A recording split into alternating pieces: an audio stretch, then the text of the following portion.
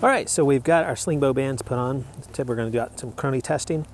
So what we have here is our band set up at 6 inches, just shy of 500% elongation factor. What that's going to give us is the best balance of band life and downrange performance. Now, of course, you can shorten these bands up a touch more to get a little bit more juice out of them, and it does jump up quite a bit, but likewise, your band life is going to decrease. So 6 inches is a great spot for these bands.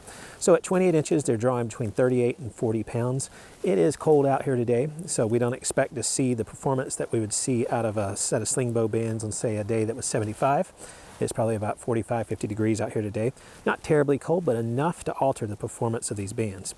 All right, so we're going to shoot across the chronograph, get a shot string of about 3 different velocities, and see what our average is. Our arrows today, this is a full-length gold tip 35-55 carbon arrow with a 100 grain point. So this arrow is probably coming in at around 300-320 grains.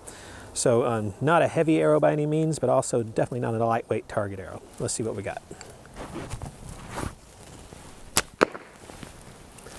139.9.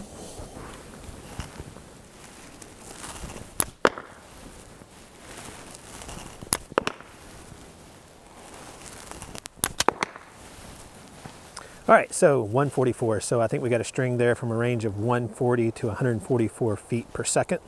And that is with about a 320 grain arrow at full length, shooting the bands at just shy of 500% elongation at 6 inches of active length, and drawing around 38 pounds or so.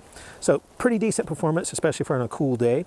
Again, you can tune these to get a little more heat out of them. So the minimum that you'd want to run it is about 5 inches. That would bump you up to about 42, 44 pounds of draw weight, which would also increase your velocity.